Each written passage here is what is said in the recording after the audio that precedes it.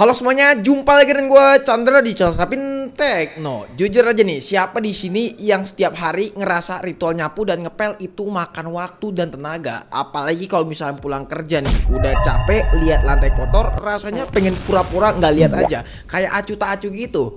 Tapi yang bikin emosi lagi nih ya, ketika kita capek-capek nyapu, debunya malah berterbangan gitu. Terus pas lagi ngepel, baru setengah jalan air embernya itu udah keruh, udah kayak air got. Kempelnya juga harus diperes dan membutuhkan tenaga yang ekstra, kadang-kadang bikin becek juga. Nah, karena itulah teknologi bernama robot vakum diciptakan. Salah satunya yang akan kita bicarakan ini, yang lagi rame dibicarakan juga pastinya, ini adalah Xiaomi Robot Vacuum H40. Pertanyaannya bukan lagi canggih atau enggak nih, apakah hasil bersih-bersihnya nanti bakalan bagus atau enggak, dan seoptimal apa kira-kira kalau misalnya robot vakum ini nantinya kita bakalan komparasi dengan real skenario pas waktu kita nyapu dan juga ngepel nih teman-teman.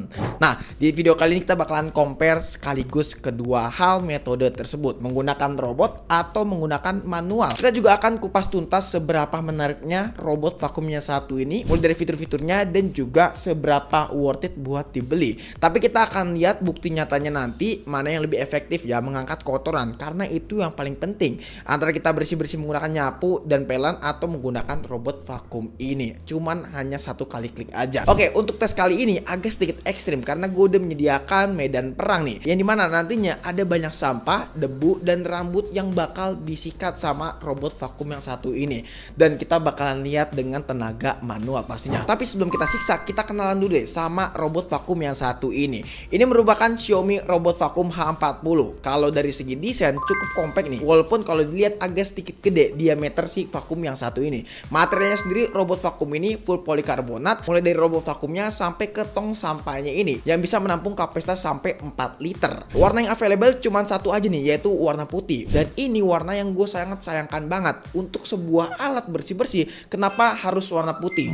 Oke, ada notif masuk. Padahal lo tau sendiri lah, warna putih itu warna yang gampang kotor, dan bener aja pas waktu gue pakai beberapa hari aja nih vakum, dan itu udah nimbulin beberapa dekil ya teman-teman di beberapa sisinya juga, seperti di tong sampahnya atau enggak di robot vakumnya. Selanjutnya kita beralih ke robot vakumnya. Di sini ada beberapa tombol ya, terutama di bagian atas. Di sini ada tombol power dan juga tombol home nih. Lalu di bagian bawahnya ini cukup rame nih karena ada roda buat jalanin si robotnya dan juga berbagai sensor. Ya, ini mana sensornya cukup lengkap dan nantinya kita bakalan bahas karena ini hal yang paling menarik juga. Saat awal kita pakai si robot vakumnya ini, dia bakalan kenalan sama ruangan kita nih teman-teman, yang dimana akan ada proses mapping dulu di berbagai sudut ruangan. Kalau misalnya ruangan kalian kecil itu nanti bakal di mapping, dan sampai ruangan besar pun juga tetap di mapping sama si robotnya ini. Jadi nggak ada jarak acuan beberapa meternya gitu ya teman-teman. Ya walaupun memang secara spesifik gue juga belum tahu nih berapa jarak mapping dari si robot ini maksimalnya sampai berapa. Tapi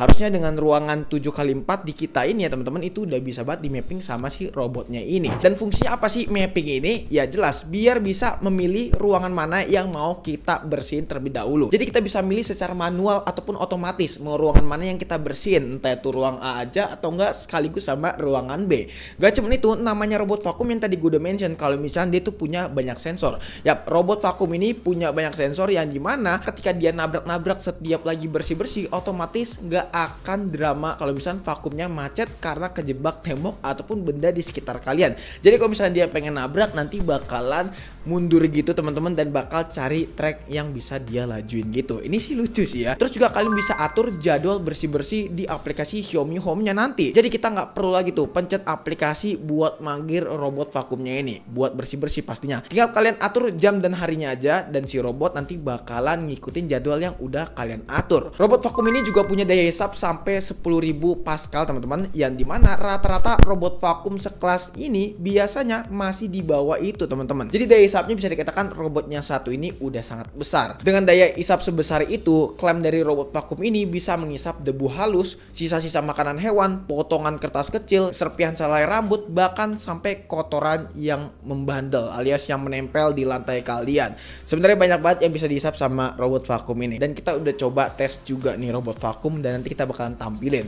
Mungkin sebagian dari kalian bakalan komen, daya hisap segede gitu bakal berisik atau enggak bang? Jawabannya ya jelas berisik.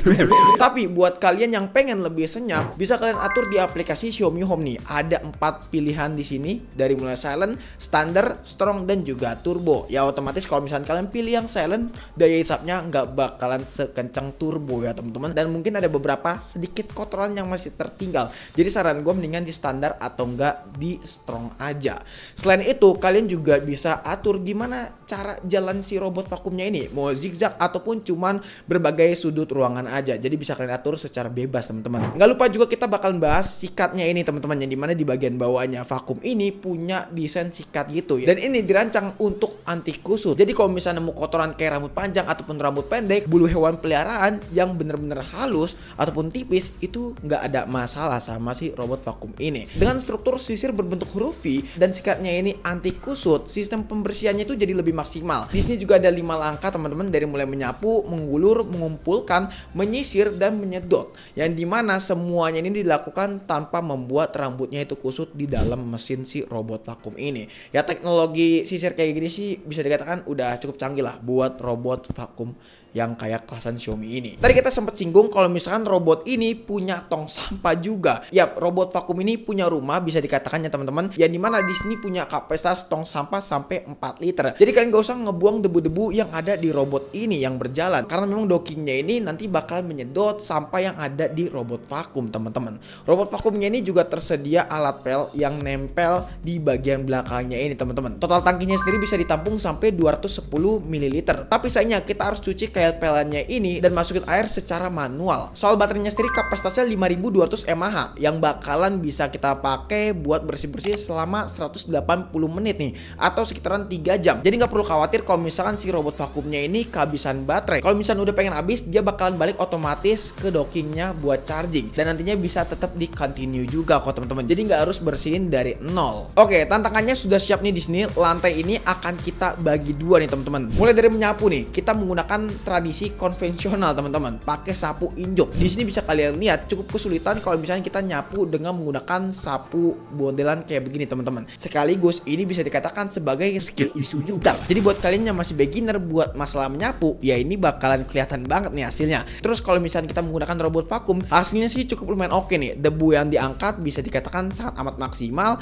dan debu halusnya pun juga terangkat dengan sangat baik. Jadi bisa dikatakan robot vakum ini sangat mendominasi untuk urusan menyapu seperti ini. Lanjut ke bagian ngepel. Ini bagian yang paling gak gue suka banget kalau misalnya lagi bersih-bersih, terutama kalau misalkan kita pakai konvensional gini, ya dimana tangan itu jadi kotor, apalagi kalau misalkan kita nyapunya kurang bersih, dan hasilnya air bakal jadi lebih keruh teman-teman. Lantai juga gampang becek kalau misalkan kita meresnya gak kencang teman-teman, alias gak pakai tenaga yang sangat ekstra. Nah berbeda dengan menggunakan alat vakum ini, yang dimana kadar airnya bener-bener pas, gampang kering juga, dan hasilnya pun juga gak gampang becek. Jadi memang robot vakum ini cukup instan nih kita pakai buat bersih-bersih kayak ngepel dan juga nyapu. Dan bisa kalian lihat juga nih, untuk noda saus yang agak kering, di sini harus gua gosok dengan amat sangat maksimal kalau misalnya menggunakan pel konvensional. Dan ini juga cukup lumayan ngos-ngosan guys kalau misalnya kita bersih-bersih pakai si vakum. Tapi yang paling gue impress sama robot vakum ini, dia bisa mengisap dengan sangat-sangat maksimal lagi dan lagi. Kayak misalkan bubuk kopi dan remahan biskuit, di sini bisa dilahap bener-bener tanpa sisa. Dan setelah bersih-bersih, dia bakal balik ke rumahnya. Ini sih bagian yang canggih dari robot vakum yang satu ini. Tapi baik lagi, semuanya itu balik ke skill masing-masing teman-teman.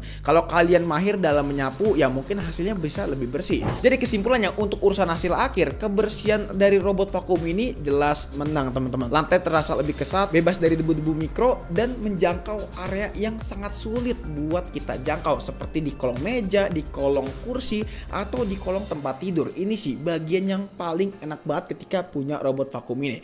Ketika ada bagian yang susah dijangkau, ini lebih mendominasi. Ditambah buat kalian yang orangnya emang super sibuk, nggak sempat-sempat buat bersih-bersih rumah, ya kalau bisa bersih-bersih rumah pun juga bakal memakan waktu sekiranya 20-30 menit setidaknya. Tapi dengan adanya robot vakum ini sangatlah membantu kita banget teman-teman. Dan ini salah satu alat yang bisa ngebantu banget dengan budget yang bisa dikatakan sangat pas-pasan. Ditambah beli alat yang satu ini bisa dikatakan kayak punya pembantu seumur hidup itu teman-teman. Dan ini bisa jadi salah satu alat investasi juga nih ketika kalian punya rumah yang pengen selalu bersih. Menurut gua dia bukan cuma sekedar gadget aja, tapi asisten rumah tangga yang nggak pernah ngeluh pastinya. Apalagi kalau misalnya kalian minta kerja di malam hari sekaligus. Memang robot vakum ini masih banyak fitur yang belum ada, seperti tangki air docking yang dimana kita ngisi airnya nggak harus dari robot vakumnya, tapi dari tangki tong sampahnya aja itu udah harusnya bisa ya teman-teman. Dan juga varian warnanya nih, yang dimana cuma masuk ke Indonesia hanyalah warna putih aja. Jadi gampang kotor sih pastinya. Tapi menurut gue ini jadi satu alat yang sangat worth it banget buat kalian beli, terutama kalian yang pengen efisiensi waktu dan investasi jangka panjang, terutama buat kalian yang pengen rumahnya kelihatan bersih juga, pastinya sih itu.